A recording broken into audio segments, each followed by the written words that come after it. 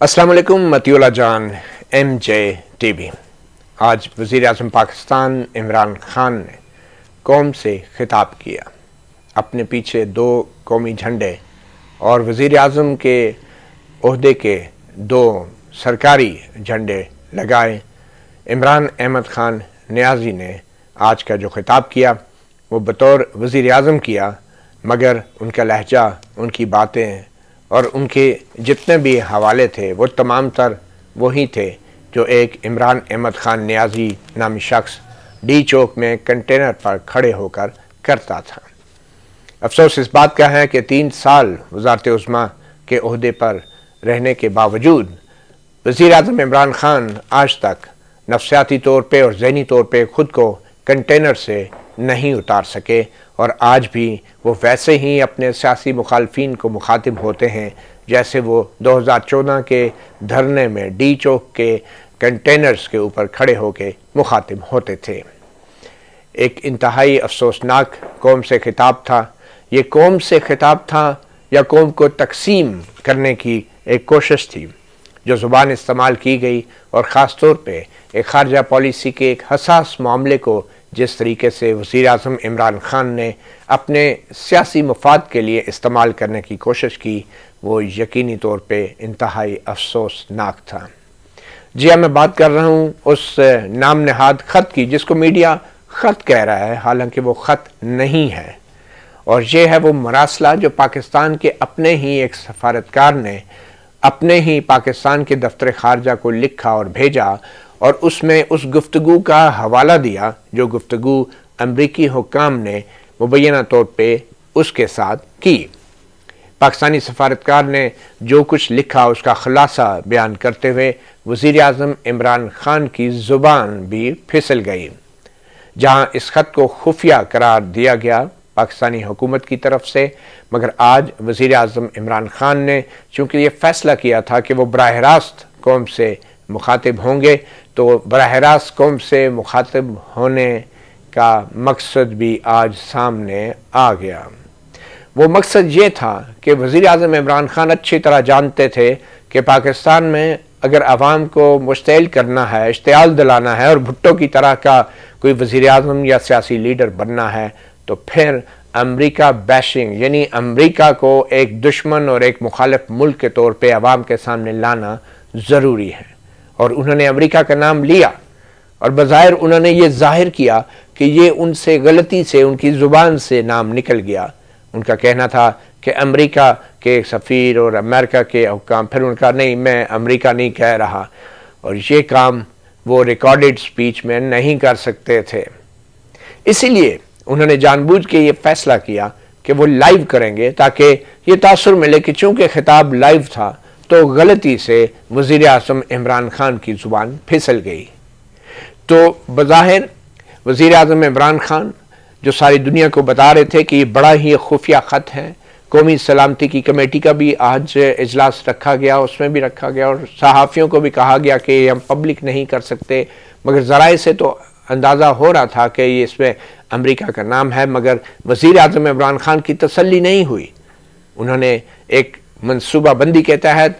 अवाम को ये बताने की जानबूझ के कोशिश की कि ये धमकी या ये पैगाम जो भी था, ख़त हरगिज़ नहीं था, एक गुफ्तगू थी जिसको पाकिस्तानी सफारतकार ने अपने ख़त में अपने दफ्तर खारजा को और हुकूमत को बताया।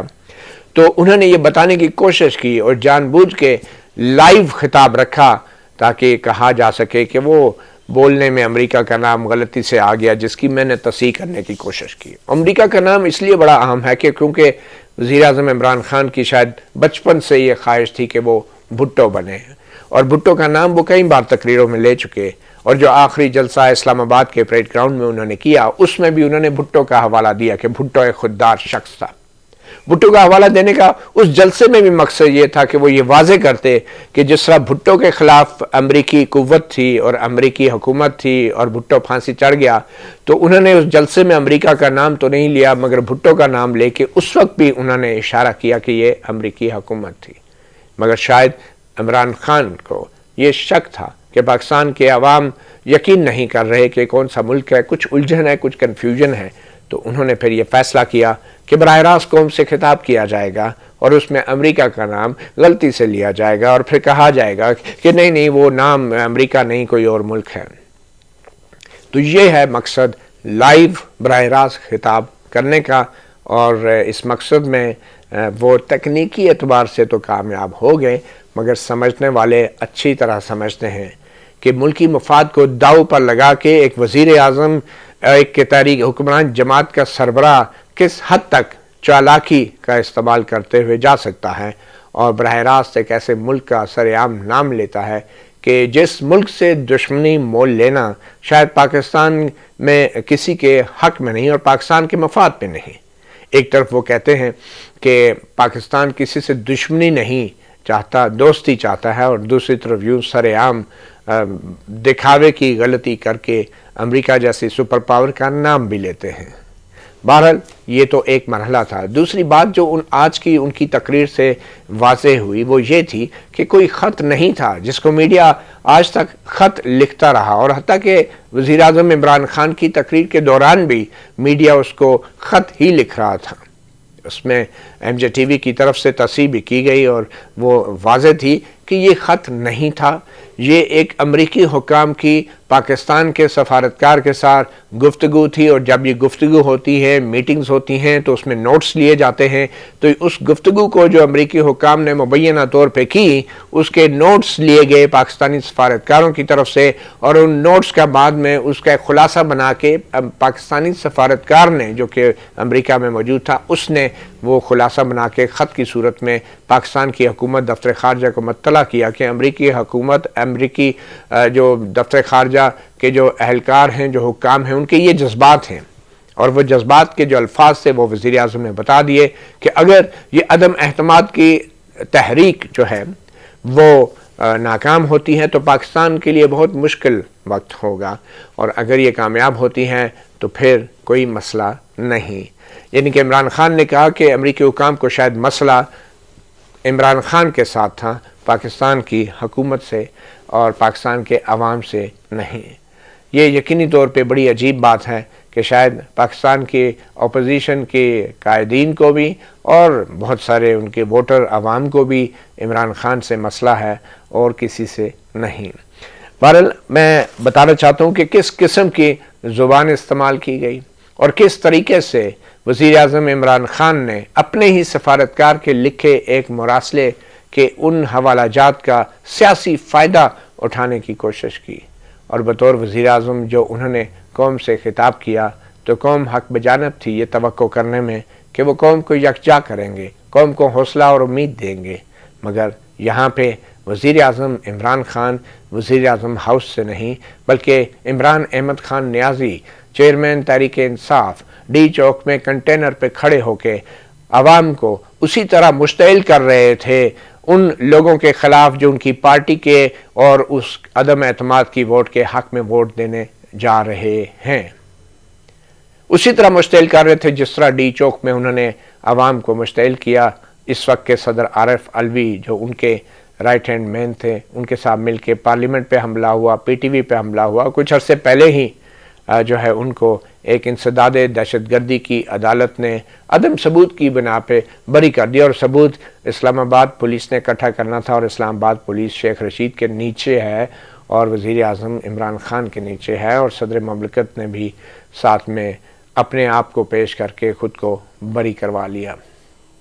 بہرحال یہ ایک ایسی تقریر تھی کہ جو بظاہر بطور وزیر اعظم عمران احمد خان نیازی کی آخری تقریر تھی۔ انہوں نے یہ واضح کیا کہ اب اتوار کے روز سنڈے کو ووٹ ہونے جا رہا ہے، اور انہوں نے دھمکی لگائی اپنے مخالفین کو، وہی دھمکیاں جو انہوں نے اسلام آباد کے پریڈ گراؤنڈ کے جلسے میں لگائی تھی، اور بظاہر وہ یہ کہنا چاہ رہے تھے کہ یہ لوگ ضمیر فروش ہیں، ان کا سارا فوکس ضمیر فروشوں پہ تھا۔ انہوں نے یہ وضاحت نہیں کی یہ ضمیر فروش کون ہیں، انہوں نے وہ تمام لوگ جو ان کو مخالف ووٹ دینے جا رہے تھے، چاہے وہ اپوزیشن کے، چاہے وہ ان کی اپنی جماعت کے منحرف اراکین تھے یا ان کے اتحادی تھے، انہوں نے کوئی فرق نہیں رکھا کہ کس نے ضمیر فروش کیا، یعنی کہ وہ اتحادی جماعتیں جنہوں نے سیاسی بنیادوں پہ ان کی حکومت کو سپورٹ کر رکھا تھا، اس تقریر میں انہوں نے ان کو بھی ملک کا غدار قرار دیا، ملک دشمن قرار دیا اور ضمیر فروش قرار دیا۔ حالانکہ اصولی طور پہ، اخلاقی طور پہ جو سیاسی اتحادی جماعتیں ہوتی ہیں وہ کسی حکمران جماعت کے ماتحت نہیں ہوتی، وہ ایک الگ سی جماعتیں ہوتی ہیں، مگر اس تقریر میں عمران خان نے بطور وزیر اعظم اس میں بھی فرق نہیں کیا۔ کیا الفاظ استعمال کیے گئے وہ بھی آپ کو بتاتے ہیں۔ عمران خان نے اپنے جو اتحادی تھے اور اپنے جو منحرف اراکین تھے ان سے مخاطب ہو کے کہا، ابھی بھی آپ سے کہتا ہوں کہ ہمیشہ کے لیے آپ کے اوپر مہر لگ جائے گی۔ اور وہ کس چیز کی مہر؟ یہ ایک ایسی بات عمران خان کر رہے تھے کہ جیسے کوئی یوٹیوبر اپنے مخالفین کو کوئی جواب دے رہا ہوتا ہے کہ تم غدار ہو، تم کافر ہو، تو خان صاحب کہتے ہیں وزیر اعظم پاکستان پیچھے نیشنل فلیگ لگا کے قوم سے خطاب میں کہہ رہے ہیں کہ لوگوں نے آپ کو معاف نہیں کرنا، آپ کو بھولنا نہیں ہے۔ کیوں؟ کیونکہ آپ میرے خلاف ووٹ دے رہے ہیں۔ لوگوں نے آپ کو نہ معاف کرنا ہے نہ بھولنا ہے، لوگ یاد رکھیں گے کہ آپ نے ملک کا سودا کیا۔ یعنی ایک سیاستدان ایک وزیر اعظم کے خلاف پارلیمنٹ، منتخب پارلیمنٹ آئین کے مطابق عدم اعتماد کی تحریک لا رہی ہے اور ایک وزیر اعظم اس کو کہہ رہے ہیں یہ ملک کا سودا کیا جا رہا ہے کیونکہ امریکہ اس کے پیچھے ہے اور وہ اس کے حکام مجھ سے ناراض ہیں، یہ ملک کا سودا کیا جا رہا ہے۔ بر صغیر کی تاریخ میر جعفر اور میر صادق کون تھے؟ انگریزوں کے ساتھ مل کے بنگال قوم کو غلام بنایا۔ یہ موجودہ میر جعفر اور میر صادق ہیں، باہر کی قوتوں کے ساتھ مل کر آنے والی ہماری نسلیں آپ کو کبھی معاف نہیں کریں گی۔ یہ عجیب، جیسے ایک مفتی کی طرح وہ فتوے لگا رہے تھے غداری کے اور میر جعفر میر صادق کا حوالہ دے رہے تھے، اور پھر کہا جب تک خون ہے اس کا مقابلہ کروں گا تو مقابلہ کریں، اسمبلی میں آئے نا۔ پھر مقابلہ تو پھر میدان میں ہوتا ہے نا، کہ کرکٹ کا میچ شروع ہے، ٹیم کھڑی انتظار کر رہی ہے اور عمران خان اور ان کی ٹیم جو ہے انہوں نے لکھ کے دے دیا کہ کوئی میدان میں نہیں اترے گا، کوئی پارلیمنٹ میں نہیں جائے گا جس روز ووٹ ہوگا عدم اعتماد کا۔ یہ کون سا مقابلہ ہے؟ مقابلہ میدان میں ہوتا ہے، میدان سے باہر نہیں ہوتا۔ میدان سجا ہے اور آپ وزیر اعظم ہاؤس میں بیٹھ کے لوگوں کو اشتعال دلا رہے ہیں۔ آگے جا کے خان صاحب کہتے ہیں کہ اس قوم سے جو غداری ہو رہی ہے، یہ لوگ اپنے سپورٹروں سے مخاطب ہیں، ان کا کہ اس قوم سے جو غداری ہو رہی ہے، ایک ایک غدار کی شکل کو یاد رکھنا، غدار کی شکل کو یاد رکھنا۔ آخری بات، یہ قوم نہیں بھولے گی نہ ہی آپ کو معاف کرے گی۔ کسی کا یہ خیال ہے کہ میں چپ کر کے بیٹھ جاؤں گا، کوئی کسی خوش فہمی میں نہ رہے، میں کسی صورت اس سازش کو کامیاب نہیں ہونے دوں گا۔ یعنی وہ یہ کہہ رہے ہیں کہ نہ تو میں ہونے دوں گا، اور اپنے سپورٹروں کو بھی کہہ رہے ہیں کہ آپ بھی کچھ کریں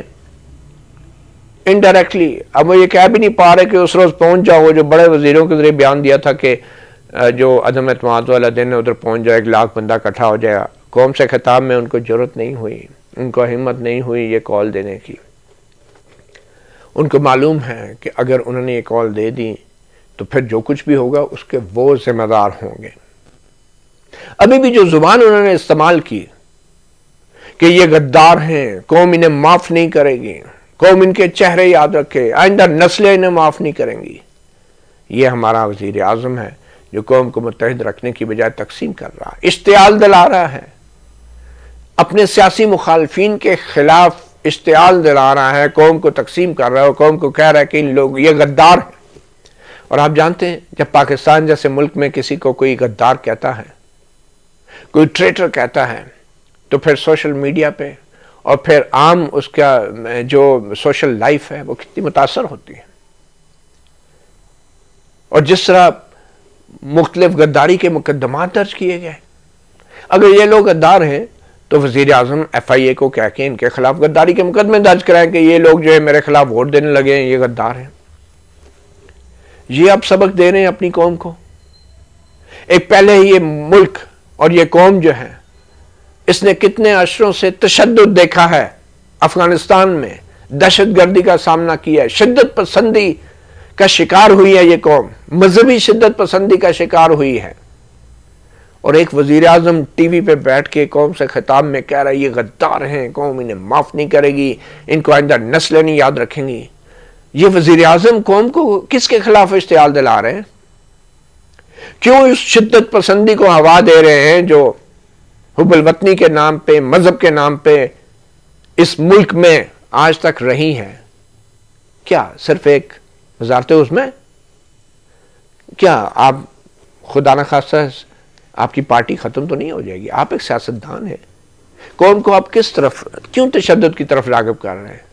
کیوں اپنے سیاسی مخالفین کو غدار کہہ رہے ہیں؟ اور پھر مذہب کا ہتھیار جس سے آپ استعمال کرتے ہیں، ہر بار جو ہے پہلے سپارے سے شروع کرتے ہیں، ہر بار، اور پھر اس کے بعد اس کے ساتھ خود سیاست کو ملا لیتے ہیں۔ اگر آپ اتنے مذہبی ہوتے تو پھر اسلامی تحریک انصاف کا نام رکھتے، اپنی پارٹی میں آپ نے ماڈرن قسم کا نام رکھا ہے، آپ کی جو گیدرنگ ہیں، جو جلسے احتجاج جلوس ہوتے ہیں، اس میں تو کوئی ایسا تاثر نہیں ملتا کہ یہ کسی مذہبی جماعت کا کوئی احتجاج ہے۔ آپ کی لائف کے اوپر ہم نہیں جاتے، مگر آپ جس طریقے سے مذہب کا سہارا لے رہے ہیں تو آپ اس ملک میں جو آلریڈی مذہبی شدت پسندی کا شکار ہیں، اور پھر صاحب آپ لوگوں کو کہہ رہے ہیں کہ یہ میرے مخالفین غدار ہیں، آپ کیا کروانا چاہ رہے ہیں اس ملک میں؟ فساد، سول وار کروانا چاہ رہے ہیں آپ صرف اپنی ایک کرسی کے لیے؟ انتہائی شرمناک، انتہائی افسوسناک، انتہائی خود غرضی کا مظاہرہ۔ یہ کوئی سپورٹس مین اسپرٹ تو نہیں، دس از نو کرکٹ۔ عمران خان جس طرح لوگ اس کو جانتے ہیں، آکسفورڈ کا پڑھا ہوا، اور جس طریقے سے آج تقریر کی گئی ہے، عوام کو اشتعال دلانے کی، مشتعل کرنے کی کوشش کی جا رہی ہے، اس سے تو نہیں لگتا کہ یہ عمران خان وہی ہے جو آکسفورڈ میں پڑھا ہے۔ اس سے تو لگتا ہے یہ عمران خان نہیں، یہ شاید اس ایم کیو ایم کے قائد ہیں جو لندن میں بیٹھ کے تقریر کرتے تھے اور کراچی میں فساد ہوتا تھا، دنگا ہوتا تھا، آگ لگائی جاتی تھی، جانے جاتی تھی۔ پاکستان میں بیٹھ کے، وزارت عظمیٰ کے دفتر میں بیٹھ کے، پرائم منسٹر ہاؤس میں بیٹھ کے آپ لوگ اپنے عوام کو اس طرح اشتعال دلا رہے ہیں جیسا لندن میں بیٹھ کے کسی زمانے میں الطاف حسین صاحب تقریریں کر کے کراچی میں جو ہے ان پہ آپ الزام لگاتے رہے نا کہ وہ فساد کرواتے رہے، مقدمے بھی آپ نے درج کیے دہشت گردی کے۔ تو آپ میں اور ان میں کیا فرق ہے پھر؟ آج کوئی شہری یا آپ کے جو مخالفین ہیں وہ آج ایف آئی اے میں اگر رپورٹ کریں کہ یہ شخص بطور وزیر اعظم قوم سے خطاب میں ہمیں ہمارے خلاف بھڑکا رہا ہے، اشتعال دلا رہا ہے، لوگوں کو ہماری جان کو خطرہ ہے،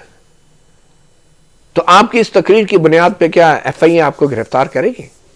کوئی اور شخص اس طرح کی اشتعال انگیز تقریر کرتا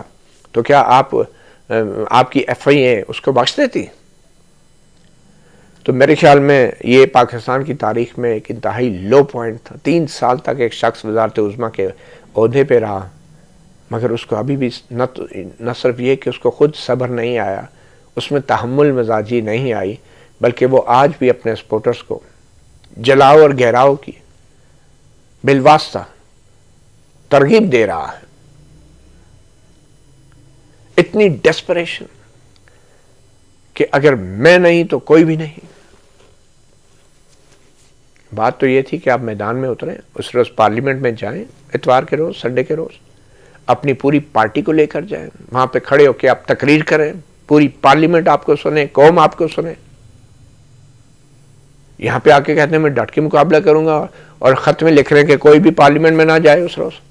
مطلب آپ کو یہ خطرہ ہے کہ جو پارلیمنٹ میں جائیں گے تو ان میں سے کچھ لوگ نکل کے آپ کو چھوڑ کے چلے جائیں گے، جنہوں نے چھوڑنا تھا وہ چلے گئے، لیکن شاید آپ کو باقیوں پہ بھی اعتبار نہیں، اعتماد نہیں، اس لیے پارلیمنٹ میں جانے سے انہیں ایک خط کے ذریعے روک رہے ہیں آپ۔ جو باقی مانا ہے آپ ان پہ بھی اعتماد نہیں کر رہے۔ اس کی وجہ تو سمجھ آتی ہے کیونکہ آپ کو اپنی پالیسیوں، اپنے رویے، اپنے کنڈکٹ کا اچھی طرح معلوم ہے، اس لیے آپ کوئی رسک نہیں لینا چاہتے۔ آپ کو یہ شک ہے کہ آپ کی ٹیم کے کھلاڑی بک جائیں گے، اور بکے ہوئے ہیں۔ تو اس ٹیم کو بنانے والا کپتان اس میں اس کا قصور ہے یا نہیں؟ تو پھر کھل کے کیوں نہیں کھیلتے؟ اگر آپ اتنے بہادر ہیں تو پھر پارلیمنٹ میں آئیں، قوم سے خطاب کریں اور اپنی تقریر میں عوام کو اشتعال نہ دلائیں۔ آگے جا کے وزیر اعظم صاحب کہتے ہیں ملک کا فیصلہ ہونے جا رہا ہے، ہمارا انصاف کے نظام میں صلاحیت نہیں کرپٹ لوگوں کو جیل بھیجنے کی۔ تو یہ کرپٹ لوگ صرف آپ کے سیاسی مخالفی نہیں، آپ کے صفوں میں بھی، آپ کے تحریک انصاف میں بھی، آپ کی حکمران جماعت میں بھی رہے۔ ان کے کرپشن کے جتنے کیسز تھے، جتنے سکینڈل تھے، چینی، آٹا، گھی، جتنے سکینڈل تھے، اس میں کتنے لوگوں کو آپ کے تحریک انصاف کے نظام نے جیل بھیجا ہے۔ اور پھر آپ یہ کہہ رہے ہیں کہ میں ریزائن نہیں کروں گا، میں آخری گیند تک مقابلہ کروں گا۔ تو گیند کو فیس کریں نا، پھر پارلیمنٹ میں آئے نا۔ باہر بیٹھ کے اسٹیڈیم سے آپ گیندوں کو فیس نہیں کر رہے، آپ ڈر گئے ہیں، آپ واک اوور دے رہے ہیں۔ آپ چاہتے ہیں کہ پارلیمنٹ کو نشانہ بنانے کے لیے آپ کو موقع ملے، کیونکہ آپ کے ذہن میں کبھی بھی پارلیمنٹ کی عزت نہیں رہی، آپ نے کبھی عزت نہیں کی پارلیمنٹ میں، ہمیشہ یہ کہا لعنت بھیجتا ہوں ایسی پارلیمنٹ پہ۔ آپ کو آج بھی آئین کی کوئی احترام نہیں ہے۔ آئین کا وہ جو آپ حلف اٹھاتے ہیں وہ بھی صرف اس لیے اٹھاتے ہیں کہ وہ ایک فارمیلٹی ہے، ایک کاغذی کاروائی ہے۔ آپ کو پارلیمنٹ کی عزت توقیر نہیں ہے، آپ کو کوئی پرواہ نہیں ہے کہ پارلیمنٹ آپ کو نااہل، انکمپیٹنٹ قرار دے کے اس عہدے سے ہٹا دے۔ آپ کے نزدیک پارلیمنٹ کے اس فیصلے کی کوئی اہمیت نہیں ہے، اور جب یہ فیصلہ ہوگا سنڈے کو تو آپ لوگوں کو کہیں گے کہ یہ وہ پارلیمنٹ ہے، یہ وہ پارلیمنٹ ہے جو کرپٹ ہے، اس نے مجھ جیسے وزیر اعظم کو نکال دیا۔ تاریخ کبھی آپ جیسے سیاستدانوں کی تقریروں کو یاد نہیں رکھتی۔ تاریخ میں جب لکھی جائے گی تاریخ تو لکھا جائے گا کہ عمران احمد خان نیازی ایک واحد سیاستدان تھا جس کو بطور وزیر اعظم پارلیمنٹ نے، عوام کی 22 کروڑ عوام کی منتخب پارلیمنٹ نے نااہل قرار دے کے اس کو اس کے عہدے سے ہٹا دیا تھا۔ اور پھر ہم دیکھیں گے کہ آپ اسی پارلیمنٹ میں بیٹھ کے اپنی اس نااہلی کا جو تاج سر پہ پہن کے ان الزامات کا جواب دیں گے اور تقریر کریں گے، مگر شاید آپ میں اتنی اخلاقی جرت نہیں کہ نہ تو آپ کھیل والے دن میدان میں اتریں گے اور نہ ہی آپ واک اوور ملنے کے بعد اپنا کوئی موقف بھی دینے کی پوزیشن میں ہوں گے، کیونکہ تب تک شاید اور بہت سارے لوگ بھی آپ کو چھوڑ کے جا چکے ہوں گے۔ اتنی خود غرضی ٹھیک نہیں، اور آپ اگر اتنے اچھے لیڈر ہوتے، کپتان ہوتے، تو اپنی ٹیم کے اندر کسی اور کو بھی بطور ایک کھلاڑی اور آل راؤنڈر آپ گروم کرتے کہ اگر آپ نہیں تو تحریک انصاف کا کوئی اور لیڈر وزارت عظمیٰ کے عہدے پہ آتا۔ مگر آپ کے نزدیک آپ نہیں تو کوئی بھی نہیں، نہ تو آپ کی پارٹی کے اندر،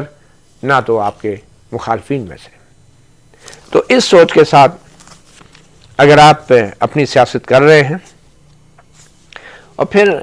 جس طریقے کے آپ الزامات لگا رہے ہیں کہ ووٹ کا جو بھی رزلٹ ہو،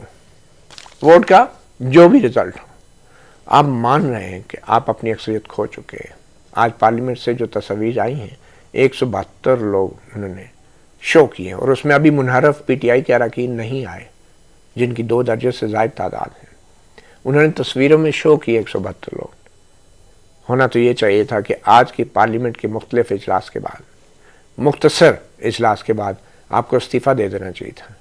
مگر پارلیمنٹ کے جو سپیکر ہیں اسد کیسر، وہ بھی ایک عمران خان جونیئر ہیں، ان کی تربیت بھی شاید آپ کی ہوئی ہے۔ ان میں بھی اتنی اخلاقی جرت نہیں تھی کہ آج عدم اعتماد کی جو ٹیبل کی گئی تحریک عدم اعتماد ہے اس پہ وہ پارلیمنٹ کے اجلاس میں تقریریں کرواتے، بحث ہونی تھی۔ آج یہ جمہوری روایات ہے، نہیں کرائی گئی۔ وجہ یہ تھی کہ اگر آج بحث ہوتی تو تحریک انصاف کے لوگوں کے پاس اس بحث میں حصہ لینے والا لوگ نہیں تھے۔ وہ کھڑے ہو کے اپنے حلقے کے عوام کے جذبات کے خلاف عمران خان کو شاید دفاع نہیں کر سکتے تھے۔ اسی لیے اسپیکر نے سوچا کہ آج بحث ہی نہیں کراتے، اور ویسے بھی جب بحث ہوتی اور عمران خان کے نااہلی اور عدم اعتماد کے حوالے سے جب تقاریر ہوتی تو پورے میڈیا میں وہ چل رہی ہوتی، تو اسپیکر اسد کیسر نے یہ فیصلہ کیا کہ یہ بحث نہیں کروانی، تاکہ میڈیا میں صرف وزیر اعظم عمران خان کا خطاب چلے، وہ وزیر اعظم جو اپنی اکثریت کھو چکا ہے، اور 2 دن تک مزید اس خطاب کے اوپر ہی بحث ہوتی رہے، اور پھر اس خطاب کے ساتھ ساتھ اس نام نہاد مراسلے کے اوپر بھی بات ہوتی رہے۔ جہاں تک مراسلے کے اندر سخت زبان کا تعلق ہے، یقیناً ہمارے سفارتکاروں نے درست نوٹنگ کی ہوگی، اس پہ کوئی شک نہیں ہے۔ ممالک سخت زبان استعمال کرتے ہیں، کتنے ممالک سے سخت زبان استعمال ہوتی ہے۔ جب عمران خان بطور وزیر اعظم انڈیا کے الیکشنز کے اوپر رائے دیتا ہے اور کہتا ہے کہ اگر نریندر مودی الیکٹ ہو جاتا ہے پرائم منسٹر تو کشمیر کا مسئلہ حل کر لے گا، تو کیا یہ کسی دوسرے ملک کے سیاست اور نظام میں مداخلت نہیں؟ کیا انڈیا کی جو بی جے پی کی مخالف جماعتیں ہیں، کیا وہ یہ نہیں کہہ سکتی کہ پاکستان کے وزیر اعظم نے ہماری سیاسی نظام میں مداخلت کی ہے؟ کیونکہ آپ کی اس وقت خواہش تھی کہ مودی جی جو ہے وہ وزیر اعظم بن جائے۔ تو پھر آپ کو بھی محتاط رہنا ہوگا۔ دوسرے ممالک کے اندر مداخلت کرنے کے حوالے سے جن حقوق کا آپ دعویٰ کرتے ہیں تو وہ حقوق آپ کو تمام دوسرے ممالک کو بھی دینے ہوں گے۔ بہرحال اچھا ہو گیا، لائیو خطاب ہو گیا، اور ہمارے سیانے چالاک کلیور پرائم منسٹر نے امریکہ کا نام بھی لے لیا، اور اگر یہ لائیو نہ ہوتا تو پھر سوال اٹھتا کہ اگر خان صاحب سے کوئی غلطی ہو بھی گئی تھی تو اس کو ایڈٹ کر دیا جاتا، لیکن نہیں، یہ لائیو خطاب کیا اس لیے گیا کہ امریکہ کا نام لیا جائے، اور امریکہ کا نام لیا اس لیے گیا کہ اس کا نام لیے بغیر آپ اپنے سیاسی کارکنوں کو غصہ نہیں دلا سکتے، کیونکہ ہمارے ملک میں بدقسمتی سے اینٹی امریکنزم جو ہے وہ بڑا ایک پاپولر سیاسی ہتھیار ہے۔ مذہب کو بھی سیاسی ہتھیار کے یوز کرتے ہیں، اور اینٹی امریکنزم کو بھی سیاسی ہتھیار کے طور پہ یوز کرتے ہیں، مگر ایک وزیر اعظم کی طرف سے اس طرح کا اشتعال انگیز قوم سے خطاب ایک ایسے ملک میں جہاں پہ مذہبی شدت پسندی اور اینٹی امریکنزم پہلے سے بہت زیادہ ہے، اور پھر اس کے بعد اپنے سیاسی مخالفین کو غدار قرار دینا، شاید آپ یہ چاہتے ہیں کہ پاکستان کے اندر اگر سیاسی کارکن نہیں تو خدا نہ خواستہ کوئی مذہبی کارکن جو ہیں وہی آپ کے مخالف سیاستدانوں سے حساب بے بات کر لیں، اور یہ ایک انتہائی افسوسناک شرمناک قوم سے خطاب تھا، جو امید ہے کہ آخری خطاب ہوگا۔ مطیع اللہ جان، ایم جے ٹی وی سے اتنا ہی، اجازت دیجیے، اللہ حافظ۔